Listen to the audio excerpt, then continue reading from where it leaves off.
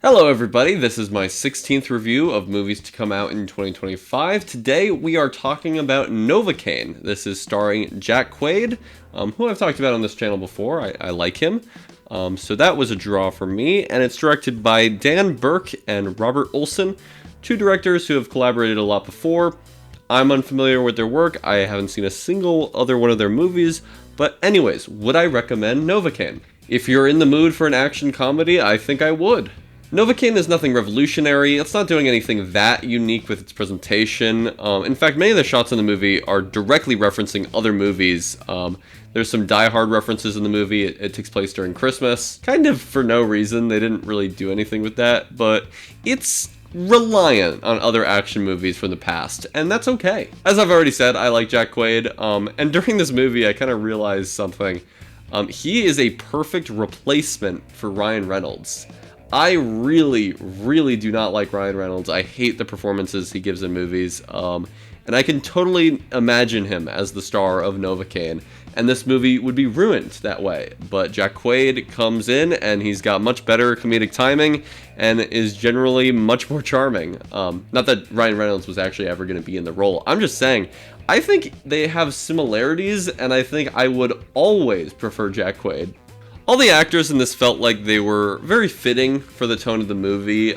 They're giving basic performances, but it fits the simplistic action narrative. Ray Nicholson, the son of Jack Nicholson, is the villain in this movie, and I think he played it really well. A lot of people think he's like the worst part of this movie, but I thought the way he was kind of hamming it up was actually really fun. I'll make a Die Hard comparison myself. I think these basic action movie villains really require a great actor to pull off the role, because the writing never is really that great with these villains. They aren't inherently interesting. They need a great actor to elevate the material, like Alan Rickman does in Die Hard, and to a much lesser extent. I do think Ray Nicholson was kind of doing that for me in this. It's not a perfect comparison, because Alan Rickman's character in Die Hard has more memorable lines, gives a more memorable performance than Ray Nicholson in this. But I do want to compliment Ray Nicholson's performance. Again, I don't know why people are saying he's like the worst part of this movie. I totally disagree. We need to talk about the premise of Novocaine, because I found a specific choice kind of strange, and it's my understanding that it's gotten to a little bit of controversy. But basically, the main character can't feel pain, which I think is a really great premise for an action movie, because it gives the protagonist a lot more confidence in certain scenarios, and in a way that makes it appropriate. It's just kind of a fun spin, like I haven't really seen this before. It also makes the audience think about their pain. Like, there's so many scenes in this movie that are really gruesome with the violence, and I think the comedy works with him, like, basically not reacting to it, and I think it makes the audience kind of uncomfortable, because you're seeing, you know, somebody getting torn up and not feeling anything, and it really worked for me. But the main character's inability to feel pain is because he has a real-life condition called sepia, or maybe it's SEPA. Whatever. It's a genetic condition where you can't feel pain. You also can't feel things like hot and cold. You don't sweat. You have fevers a lot because your body has a harder time managing its temperature. And you have a very high chance for self-injury. So you have to be really careful, like have a lot of equipment around your house to make sure you're not constantly harming yourself. And in the movie, the character does this. He has like tennis balls on the corner of his desk. There's one scene where he's in the car and he's driving like way behind the person in front of him and making other drivers behind him mad, because he's being extra careful, which you have to be. And it kind of made my eyes roll the way he's like listening to a podcast in the car in that scene, and the podcast is something like, living with your disability can be a struggle because blah blah blah, and it was stupid. Anyways though, people with SEPA can also like bite their tongue off, bite their lips, and God, the worst part of this movie, there's a scene where he's explaining this to this girl he's on a date with, and she's like, try this pie I ordered, and he's like, no, I can't, and she's like, why? And he's like, I have this condition, and I might bite my tongue if I eat solid food, and it's a miracle that I'm even alive, because people with this condition only live to around 25, and she's like, oh, okay. But could you eat, like, just like a bite of the pie? And Jack Quaid's character is like, okay. it's actually really good. I don't know why I didn't try this before. To me, this scene and others kind of indicate that, like, the arc of the character kind of was that he's being too careful and he needs to, like, get out of his shell and loosen up a little bit, and that way he can be, like, a hero or something. And yeah, I just really don't like that message. Like later in the movie, also, you see him, like, eat more solids and stuff. But, like, what are you saying then? That, like, people with this condition should be less careful? That's the condition. You need to be as careful as possible to survive. It's why the survival rate is like 25. You have to be as careful with yourself as possible. So I think it's like a really bad, weird message. And the rest of the movie is just kind of like, look how cool this disability is. It's kind of like a superpower, which is just a really stupid way that media likes to portray disabilities. It's like a superpower thing always pisses me off. I think it's great to show, like, positive sides of disabilities and show how in some ways they can be an advantage to a person, but you gotta do it in, like, a way that's somewhat realistic. Like, having this silly over-the-top action movie, I don't really feel like works because it's just out of the range of real people.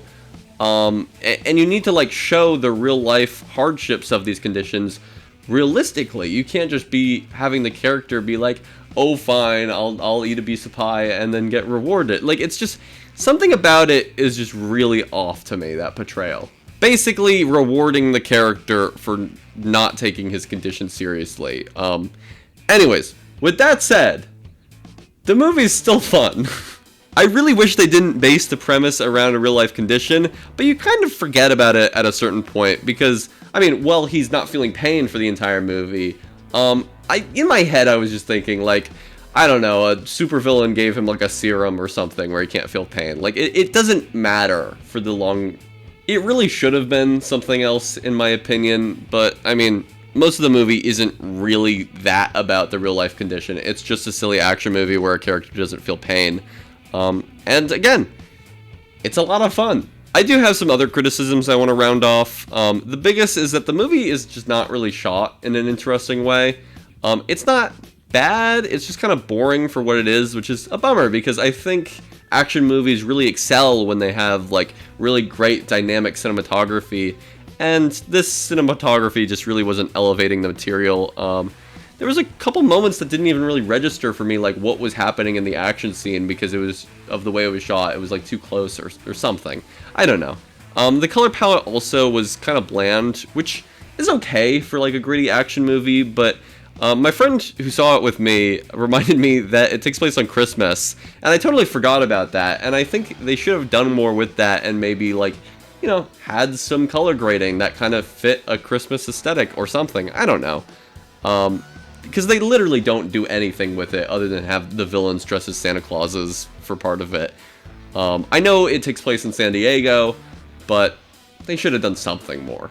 Jacob Batalon, he played this sidekick, funny character in the Spider-Man Homecoming movies. He's good. He's barely in the movie, though. He's been on, like, all the advertising, and half of the time he's on screen, he has a helmet on, so I doubt it's actually him. But that's only for half of the time he's on screen. Majority of the movie, he's off screen, like, and you only hear his voice. He's Jack Quaid's, like, gamer friend who he's never met in person and claims to have long hair and a six-pack and look like Jason Momoa and drive a Harley. And, you know, when he meets him, none of that is true, which was a really bad joke. It's really overused and unfunny, and, like, you know who Jacob Batalon is, you know what he looks like, so it's not surprising to anyone. It wouldn't be even if you didn't recognize his voice. It's just, like, so obvious. Also, the character is, like, really afraid of police. Like, the whole movie, he's like, I don't want to get involved because of the police. And then when he finally meets the character in person, he's like, can you, like, drive away in high pursuit from the police? And he's like, I got you. And I don't know if they were trying to do an arc, like a change in his character. It just didn't really register as that to me. It just felt like a weird inconsistency within the character. The last thing I want to criticize about the movie is I feel like they revealed things too quickly at points. They blew their load too quick, I guess. There's a scene where Jack Quaid is in an ambulance and he attacks someone with a defibrillator. And I was thinking the whole time it would have been much better and funnier and impactful if they just showed him using the defibrillator on the guy. Like, you can reasonably expect that because he's in an ambulance. But the way they did it is they show him, like, looking at it and fiddling with it and trying to figure it out and stall so he can use it. He has, like, a funny one-liner when he does, and like, wait, just show him use the funny one-liner and use the defibrillator. Like, I don't know. In general, there's too many, like, Marvel-esque one-liners. There's a scene, like a fight scene in a kitchen, and he's kind of rattling off jokes, and only one of them was funny, so they probably should have cut the other ones out, because it really doesn't land when it doesn't work. But, to get back to the other thing I was talking about, there's a big dramatic vertigo zoom when Jack Quaid finds out, I guess I won't spoil it, but there's a big reveal in the movie that's spoiled to the audience like 30 minutes in, but they wait till the end to reveal it to Jack Quaid, and it's like the big reveal of the movie, but you already know.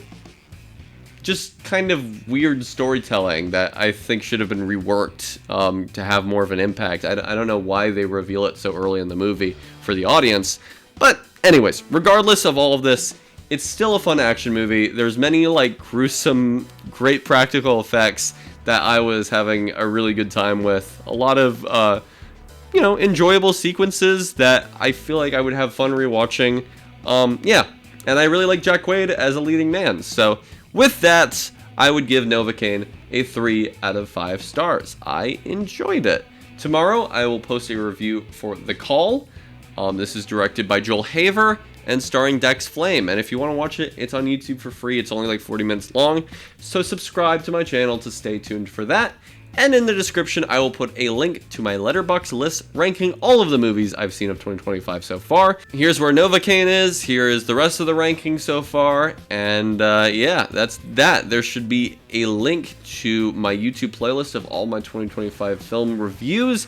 You can find that on my channel page as well, and here on the left side of your screen. Thank you for watching. Comments and likes are very much appreciated. They help boost me in the algorithm, so thank you for that. And yeah, that's all I gotta say.